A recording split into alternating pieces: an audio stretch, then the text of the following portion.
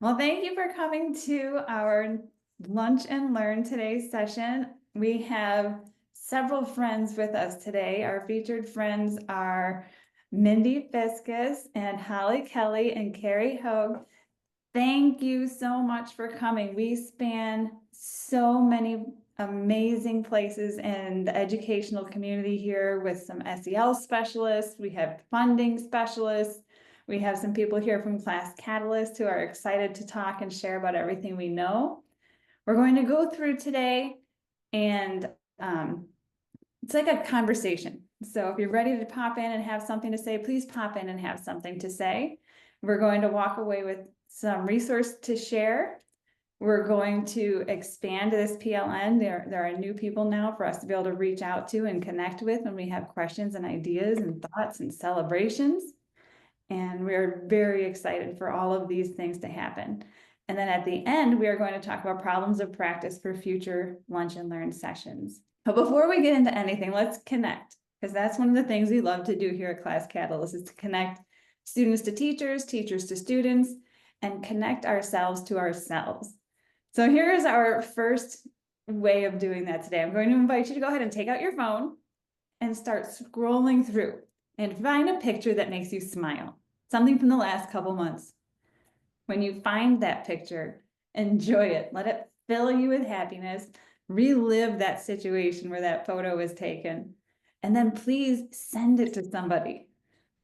Say, this is a picture that I'm in a meeting right now. This is a picture I saw. It made me happy and I wanted to think of you and reach out to you. Let's chat later and catch up. I'm going to give you just a few minutes to take a look around and see what you got and enjoy a moment to connect with somebody else.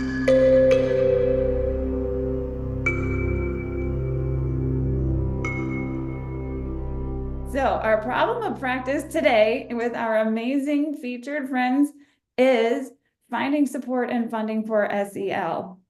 In this new age, new era, it's a moment of change and turnover, so it's time for us to learn to change and turn over with it. That's a part of social and emotional learning and wellness, is being able to flex and roll with the stream. When we start feeling like we are battling that stream, then we know that we need to take a step back, reevaluate, and see where to go from here. And I've heard from a lot of school districts that there's a struggle. And so if you all want to help us find our oars and position ourselves going down that stream a little more peacefully, I invite you. One of the questions that came to mind is, why is SEL, social emotional learning, wellness, well-being, all of these things, why is this important and critical, especially now? And whoever wants to pop in, pop in. Let's hear what you got to say, please. Yeah, good morning, and thank you so much. I think I speak for the group that we're all privileged to be here and honored as well on such an important topic that affects and impacts our students, parents, community, humanity at large here. So this is a great question to open up with, and really it comes down to that we're at a pivotal moment in education as a whole and in society where social and emotional learning is no longer nice to have. It's essential for our classroom. And ultimately, here's why. The landscape our kids are growing up in has changed dramatically and so quickly and continues to change. I mean, where I just was in a conversation the other day that we're now introducing no longer digital natives, but digital biped children, where children are going to be raised with bipeds or humanoids in their home, and how quickly it is evolving.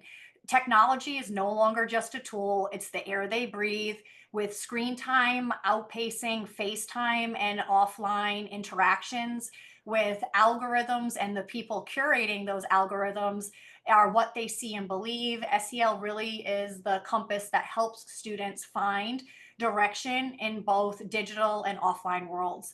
Often, and Carrie will giggle here. Carrie is one of my lovely colleagues. She probably knows where I'm going to go with my own patterns, but I often talk about the pacifier effect as a base. Carrie, right? You've probably heard me talk about the pacifier effect all the time, where essentially this is where technology is used to soothe, distract, or quiet rather than engage, connect, or process. Students are scrolling more in passive technology and feeling less connected in a very connected world. They're exposed to constant stimulation, but they're rarely given the space or skills to reflect. And SEL gives them those skills. It builds self awareness, empathy, critical thinking, which are essential and antidotes to passive tech consumption. And we like to use the word active tech consumption. And at the same time, tech is not the enemy, it's the amplifier. So, when used well, it can actually support SEL by helping students express themselves creatively, collaborate across distances, and access resources and emotional support. But without intentional guidance, the same technology can feel also can also fuel comparison, conflict, and emotional dysregulation. Where in my role, we're finding the balance with the tech use, the offline and the online world. And what always is the consistent is that social emotional learning and helping students recognize who they are online is an extension of who they are offline. Their choices, their tone, their attention, it all matters. And it's about teaching people to pause, reflect, choose empathy over impulse, choose responsiveness over reactiveness. Heck, that's something that SEL, it has been a gift in my life, becoming an expert in this field, how to respond versus reflect. It's even myself. I'm so much happier as an individual because I'm working in this space and I'm learning these skills. So, ultimately, it helps students navigate themselves and each other. SEL, their skills that have never been more critical in a world that is louder, faster, and more complex than it's ever been. Bravo.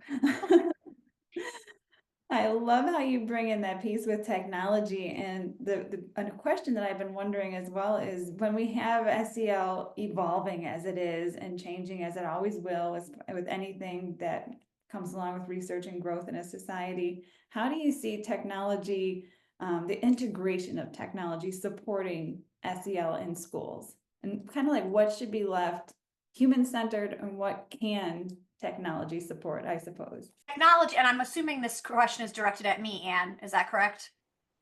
Anybody who wants to jump in, Okay. feel free to jump in. I can pause to see if someone else wants to voice for a moment, and I'll go ahead on mute. I was just going to add that the use of technology needs to be thoughtful. And we need to pause in our use of technology to take a moment to discuss what's happening and what we're looking at and what it means. And I think that those are all elements that SEL brings to the table. I was fortunate to be raised by a pre-K teacher, and so I grew up having conversations and asking questions and wondering why.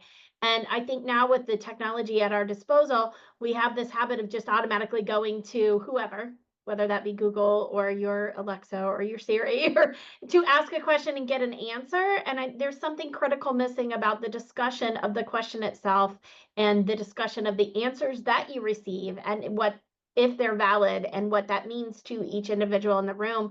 And that's the benefit of having education systems, to really stop and think about the answers that are presented to us and the validation of that content and having some conversation around it.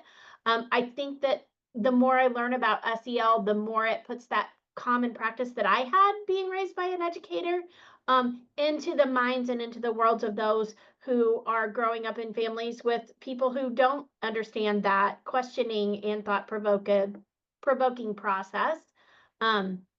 It's important to always take a moment with any of the tools that we're using, and technology is just one of our many tools. I love that you brought that up, Mindy, that anything that we're using needs to be thoroughly thought out. Make sure that it's something that is needed and something that's going to give us exactly what we're looking for. We don't need anything that's all fluffy or things that are going to say they're one thing but end up being something else, which is why we go through the process. I know Carrie, with being leads of the SEL hubs, there's a lot of vetting that goes through the resources that you choose. And especially with funding so tight, we can't have all of these different things. We have to be pretty mindful in what we are looking at and what we're looking for.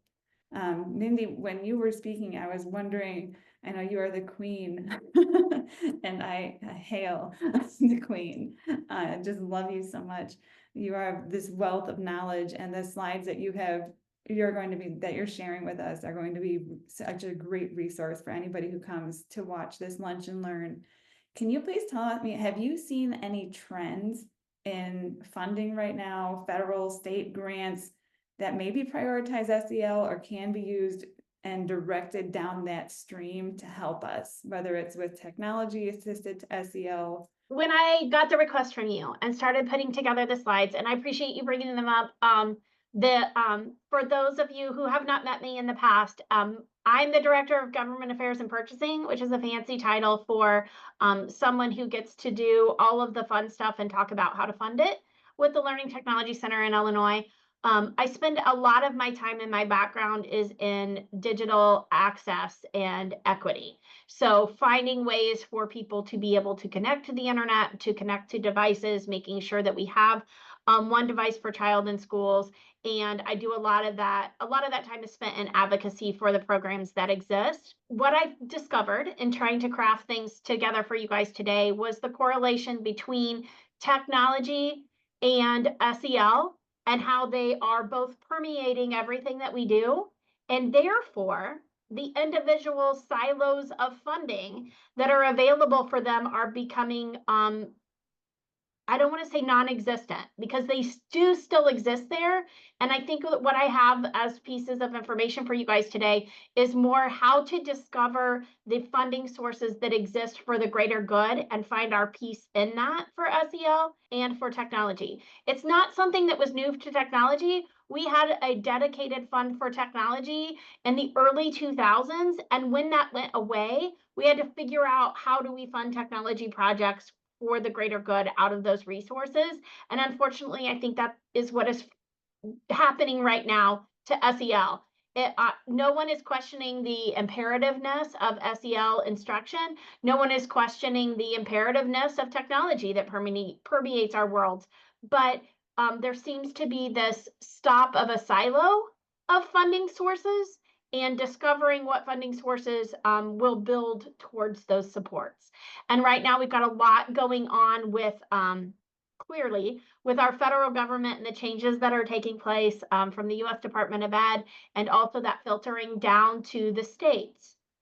And I know that we've got different states that will be represented on this call. And so one of the things that is important to know is that a lot of the funding sources are not going away. It's just the way that they're being distributed is different. And in some instances, this gives those of us who work for the state some power and some say and some advocacy levels on our own end to be able to say, hey, these are the things that are important to us. And some of the research that I did just this last week, which was interesting, is there seems to be this balance and push right now for also public schools and school choice and parent rights and homeschooling in many of the states throughout our nation. But if you look at the sentiments and the things that those people are saying, it's because they want more SEL. They don't feel like they're getting enough social emotional support and other programming support for STEM and for other things, that they feel like they're not getting it from their public school sector. So they're pushing into these other programs where they have some choice and some say in what their students are learning. And I think it actually, where it can be taken in articles as a deterrent for programs like ours.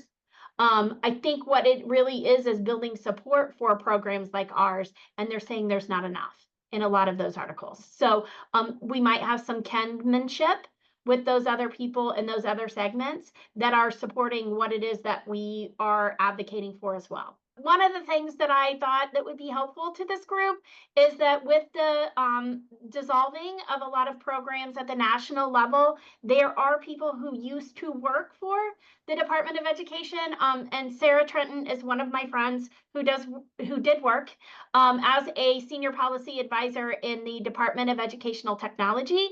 I happen to have access to this archive that I'm posting out to you of resources that were developed by OET that are now no longer existing on the website at the national level. I'm sure there are other archives of other resources popping up that used to be on the Department of Ed page and are no longer there as a focus. And there are people, I happen to have gotten this link from LinkedIn. So if you know of people who are in the mix for SEL in particular, that maybe were focused on Title II funding, which is where we see a lot of push for that, or the funding that came from ESSER funds, which we'll talk about in a minute, guide yourselves to those people who you recognized those names and you know where they are. The resources didn't cease to exist. They are still there. Some of those resources on the previous page had things like the National Education Technology Plan, a letter to states saying you absolutely can use this funding for technology. Don't let people tell you differently. How those current existing funds could be used. We saw this influx both with technology and SEL in that ESSER funding that is now worked its way through our system and is no longer. So similar to Title IID, for those who are old school with me, that focused on technology, a lot of the ESSER funding focused on bringing us back from the pandemic and where we saw those gaps in what existed then. I think that the pandemic shined a light on problems that already did exist in our educational environment as it pertains to social emotional supports and learning, the need for school counselors that are trained in more than just what classes to take next in your progression through education, but also focusing on all of your needs. And so it was great to have some funding and support for these programs that were created. And I heard Carrie talking a little bit about the structure of programming and what it looks like in Illinois. And I did look at North Carolina, knowing that that is where you now are, and similar. So many of the states put together what they're calling multi-tiered options for supporting not just SEL, but other things like technology and other supports, including stuff from CAST and things for accessibility and technology and things like that. There are usually organizations within each state who have been charged with supporting what that will look like in the future. And their funding will come from different places than ESSER, but it might be the ESSER funding that spearheaded the creation of those organizations. And there, at many different levels, their ideals are to support from a state level and then push down to individual coaches or individual offices within. Many of the states work with what we call educational service centers. In the state of Illinois, we call them regional offices of education. They're called BOCES in New York. So they have different names in different states, but they are pushing those resources through the channels that exist for all kinds of resources for our schools. The ESSA funding, the names are so similar that it gets a little confusing. The ESSA funding was underlying and was funding things ongoing. The ESSER was a bonus from the pandemic. So ESSA, Every Student Succeeds Act, still exists. It is a take on future or previous funding that had different names, like No Child Left Behind funding. It is just a new name with a new administration, and we may see a new name moving forward. Or they may keep the Every Student Succeeds Act heading for that funding. But this is funding that is going to continue to flow to schools. It will not be managed or dictated, it looks like, from the federal level as much as it was in the past, but it will still be distributed through states and to schools who need it on the formula base that was there. Some people just refer to this as title funding. So you see at the bottom I said it's categorized in titles, and there are a lot of different title funding sources that can be used to support your efforts, but they also have competing challenges for what they can be used for. The nice thing about technology and about SEL is that it fits into all of these title categories. So you're going to see elements on the right-hand side that it's recognized and realized and known that coaching and good professional learning and good SEL supports for creating a great working environment in our schools are permeating through all of these different title sources. If you are in a school district and you are looking for ways to support your work. If you are traditionally hearing, Title II, and we don't have any more money in Title II, look at some of these other titles. In particular, Title IV, the 21st Century Skills, because that really does support the overall work environment of what we're trying to do in raising good citizens. And so I think it was important to kind of break out that there's more than just that Title I or Title II designation. There are other things that are there and existing for you to tap into at a wider scale. And the Queen has spoken. You just kept going with my slides, so I just kept talking. Sorry, I'm passionate about being able to think outside of the box and use what is at our disposal. There is going to be additional research. That's another thing that's kind of popped up. So a lot of the research institutions are kind of under fire right now, and their funding has been pulled, and they're looking at working in different ways. And there was a huge conference in California just last week trying to connect research providers with research funding sources from a philanthropy side of things. And the powers that be are dedicated to continuing that kind of research and funding. There was a lot of research that was started on SEL that wasn't quite complete and reported on yet. And so we need to have some patience in finding those research projects, their new funding sources, whether that be the Gates Foundation or other partners that exist out in the world, to see what the reports of those research projects. They were what I like to call phase 2, which means implementation phase was well underway, but we haven't seen the reports that all seem to lean positive yet, because that funding was pulled, unfortunately, right before we got to see the finishing of those projects. And so I'm optimistic and hopeful that the philanthropy powers that be will come back to finish what was started and be able to give you documentation at arm's length to show the benefits of SEL permeating what we're doing. Yeah, that was something that I've been wondering myself, is are we going to have people in the private sector now starting to fund these things with grants? I had a very small grant that I was looking at to possibly do some things in the community. Maybe we'll see more of that coming forward.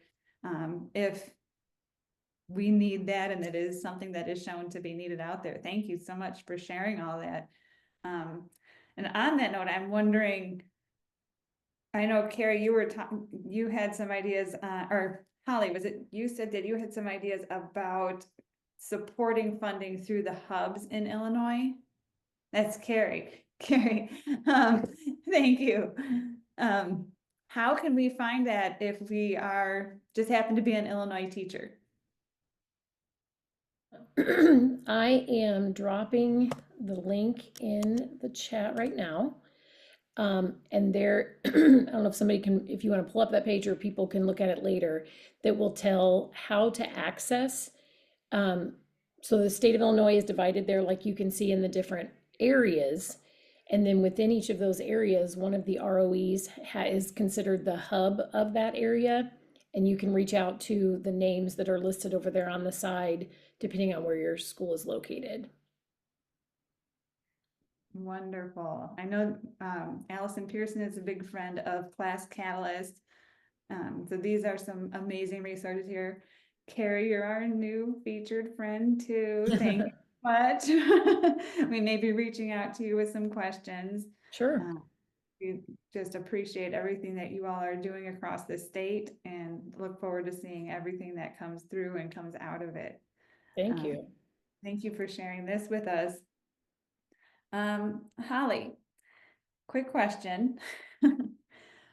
Well, now we've been talking about some places where we can go look for funding. How about support when there's some misinformation out there that may be coming about SEL? So how do we talk about, let's say, talking about SEL when you can't say SEL, when we need to change that language and change our approach?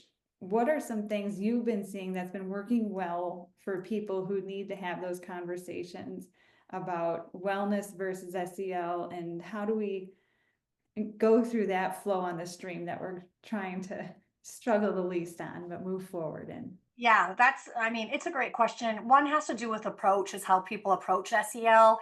and what perspective they take from it, which there's a variety of different ways of approaching it. It seems like SEL, one of the biggest misconceptions or misrepresentations is that SEL is an extra or somehow separate from the academic learning. And when I talked about the pacifier effect earlier, pacifier effects impacts emotional regulation. Old school Holly, when I was a kid, if I couldn't pull myself together, I would have to sit in the car by myself without distraction. Maybe I had a coloring book or a notebook or a book. And my mom would tell me, Holly, you need, in order to rejoin General Pop, you need to pull yourself together. And once you do, you can come back. Well, what was happening in those moments? I was coloring, I was reading, or I was just sitting bored. But what I was doing was learning emotional regulation. Now it's so easy to just pick up your phone in low level emotions and then enter into your digital identity. But what happens is we're not learning emotional regulation. Well, then what happens is now transfer that to the classroom. Our kids who are coming to class who don't have the skill of emotional regulation, they now are expected to sit, be bored, to think with their thoughts, to be creative, to be critical thinkers, to be problem solvers, to be leaders, and to be empathetic. All of those skills, which are all the skills necessary in a machine-driven world, are very high EQ emotions, because the only thing that really differs between us and machines is our ability to feel and have consciousness of it, which is our emotional intelligence. Our kids, if they're not ready to learn, if they're not emotionally regulated, then any academic approach is not going to work for them. Retention, learning, being still. So that's where that pacifier effect really comes in, and where SEL is not separate from academic learning. And that's where sometimes it gets politicized because of language and because of misinformation out there around it, and also approach. SEL, or whatever word you want to apply to it, the ability to be ready to learn, to face challenge, and challenge is universal. It is literally what makes us human. We all handle challenge, but what is different is when challenge comes to us, it may be the fact that I have negative $5 in my bank account, the fact that something is happening with my spouse, or the fact that I don't know how to do this math problem and my teacher is calling on me and my system is now in the fight or flight mode, right? Because that's a threat, and I can't handle the challenge of not knowing how to do this math problem. And that's why sometimes we see behavior issues, we see an intolerance of wanting to focus, we see disruption. And that's really, in reality, it's foundational. Challenge is universal, but what isn't is how we handle that challenge. And are we balanced in the face of challenge? When challenge comes to us, we then can say, as students or as learners and as adults, I can handle this. I have resources. I have support. I have good relationships. I have a caring teacher. Failure is a part of the success. Let me take a breath, release my vagal nerve to let my brain know that a bear is not attacking me. It's just a difficult math problem. That is foundational to learning, to not give up, perseverance, being able to positively self-talk, teaching students and adults how to rethink, how to regulate, how to work with other people when we don't agree with them or when they challenge us, how to make ethical decisions in a complex world. And can I continue with the misconception, or do you want me to pause? Because I can pause. I just love the way that you are connecting so many different things. And I've heard character education be brought in there with that ethical decision making. I've heard, talking SEL, we're talking being good models. Is no matter what we're doing, even if we never touched the topic of wellness in the classroom, our students are watching us. They're watching us how we respond to the student who needs more attention at that time. We're watching if we react or respond. We're thinking out loud sometimes, oh, I wish I would have done that. And then our students are hearing that. And so even if we're not explicitly teaching an SEL block, we are modeling character. We're modeling responsiveness. We're modeling that responsible decision making. So you bring up so many good points there. I know that in Mindy's slides, there was a slide in there that I wanted to share. While you're Um, finding it, I want to say to what Holly's saying, I think sometimes, we look at our tiered level of supports for special ed students, right? And so some of those interventions that we're doing for those targeted special ed students are having a huge impact on all of the students in the classroom.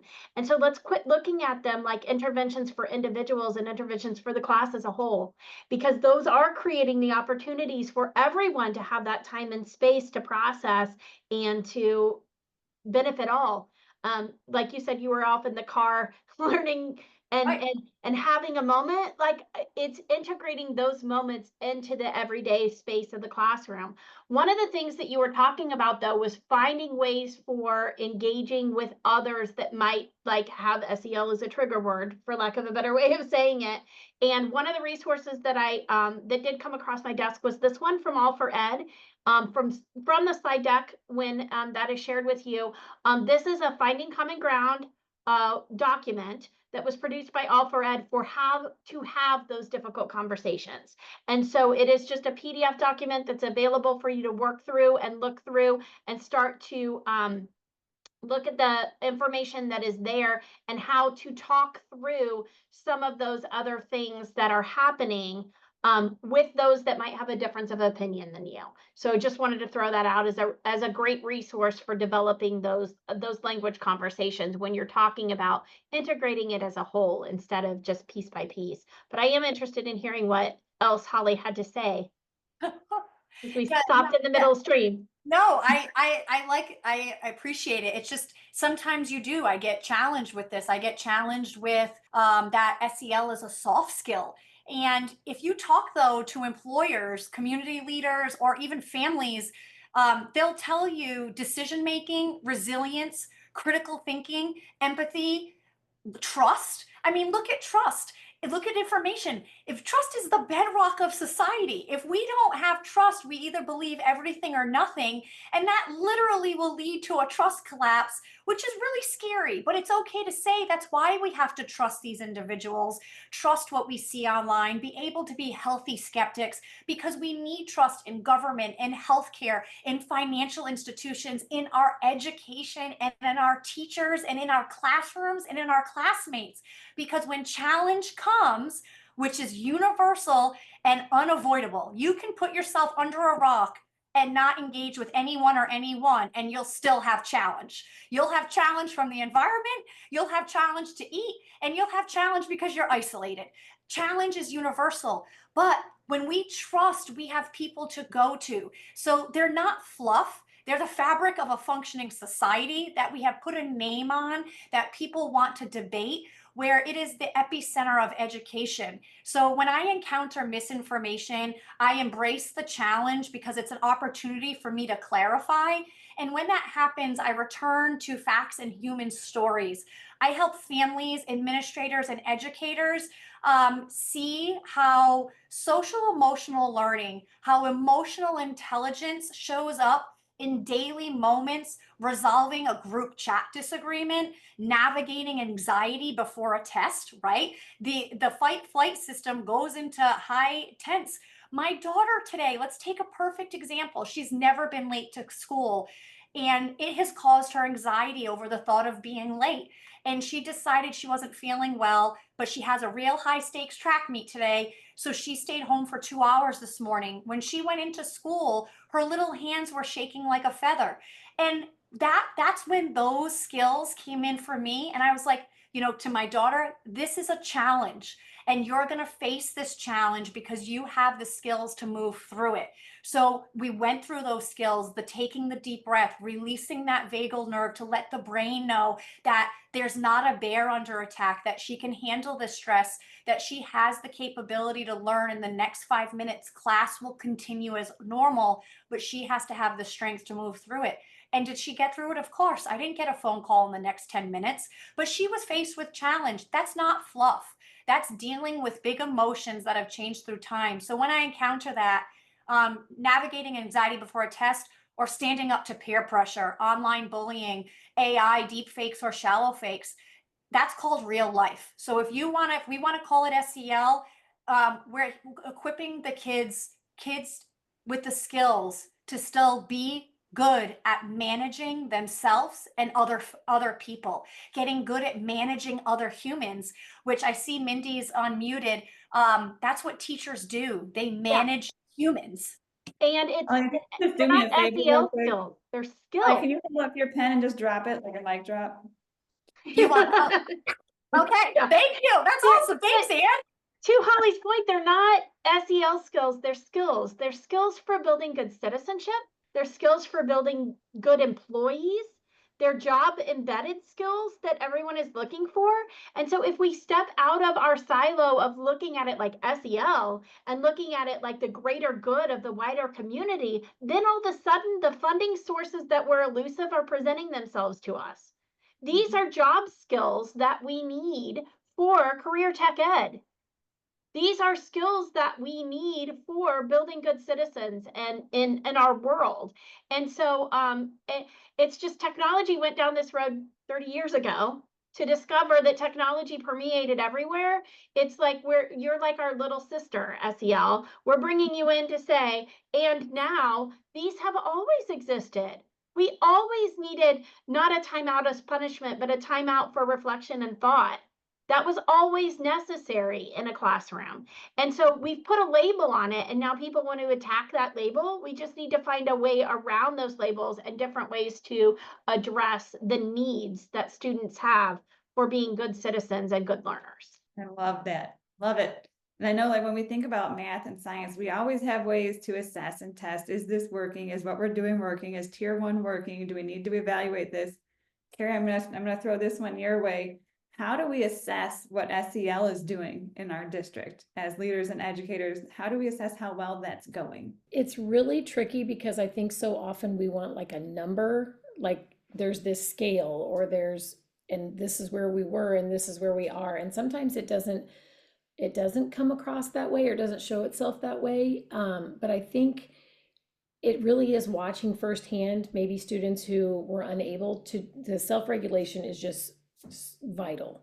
And so students who were unable to watch or be able to regulate themselves, then all of a sudden we're seeing that the strategies that we're working on are catching on, and somebody who maybe would have blown their top is no longer doing that or is able to be redirected, then we know we're seeing progress. I love that. That's awesome. And that's something that we can observe and get information from the student themselves even too. Yes. That's not just see what Class Catalyst does. And I think to add on to both of everyone's points, you know, I don't know, a lot of people are talking about the series Adolescence right now. We overprotect our kids in the offline world and underprotect them in the online world. And part of development and part of SEL is realizing that kids are going to participate in risky behaviors and risky decisions because that's a part of the brain developing during those middle school to high school years. A lot of those kids are making those risky decisions online. Online is unforgivable because everything can be tracked, even if it's deleted through an IP address, and can impact our students for a very long time for college, jobs, etc. So teaching that self-awareness, the responsiveness, even in like that show Adolescence, there was a scene between the parents where you felt something for them because they were like, we tried our best. We were good people. We were good parents. How did this happen? Just the ability to teach agency and self-awareness for that child could have prevented a disaster because they would have been in the responsive versus the reactive brain, would have known that they had people that they could have trust instead of trusting the internet and the World Wide Web to resolve conflict, because that's not always the best place to resolve conflict online. The best place sometimes is with a trusted adult, the human. So in a tech saturated and enriched world, and technology is not inherently bad, but being aware and being a responsible decision maker also mimics the offline and the online. They mirror each other. And when kids have the ability to say, hey, I'm being triggered, or there's an antecedent, what can I do? And a great example of that is in class, I had a teacher tell me that the one student had a real issue with another student chewing gum. And the kids love chewing gum in class. It's a wonderful incentive. So now do you just pull away all of the gum chewing because one student is chewing really loudly? The one student who has a hard time with it, they could literally punch that other student out who's chewing loudly, and that student can still chew the gum loudly, right? When that kid is like laying on the floor, he can still make the choice to chew gum. But teaching that student who has that trigger or the antecedent, hey, I'm in control of myself. I can ask to go for a quick walk and take just a second break. I can hum quietly to myself. Hey, I can chew gum and I won't hear them chewing. I mean, those are, like I said, those are life skills, because we're all going to have conflict. We're all going to have challenge again. But how do we build a classroom where conflict is required and necessary because it allows us to move through it and teach? And those are all those teachable moments that technology has pulled us away from, because we don't see as much conflict, because if we step into our digital identity, it's a form of escapism. We can get away from everyone. But we don't want to live in a society where we just get away from everyone. We still want to be connected and feel emotions. And yeah, so I'll step off the box right now.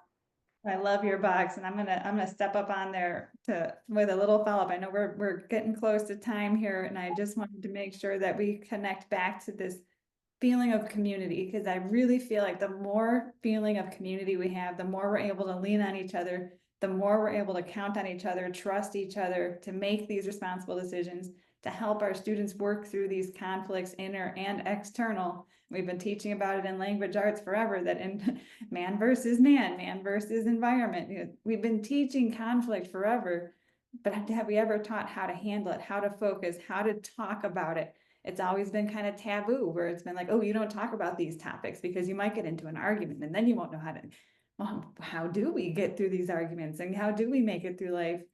And I think the more we can spread that out into the world, the more beautiful our lights can shine together. And instead of having one beacon of light, our light just all touches where they all meet. And now I'm going a little too far out there for a little while, but We all need to revisit the book that was popular many, many years ago, Everything I Needed to Know I Learned in Kindergarten, because we did. We talked about accepting others' differences and accepting other people can feel the way they want to feel. And we need to go back to our roots of early childhood and permeate that through all K-12.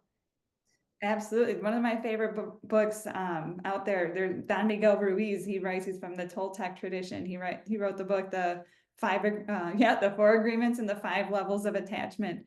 I think that's the adult version right there that we need to go dive into, because people are allowed to feel what they need to feel, but we only get triggered when it starts to attack what we feel. And the opposite of whatever it is we believe to be true in this world is held true by someone else. And who are we to judge? And you're totally right, because my mother still, pre-K teacher to the end, is still saying to me every time I have an argument with my husband, it is not what he's doing, it is your reaction to what he's doing. So I still need to be reminded at 48.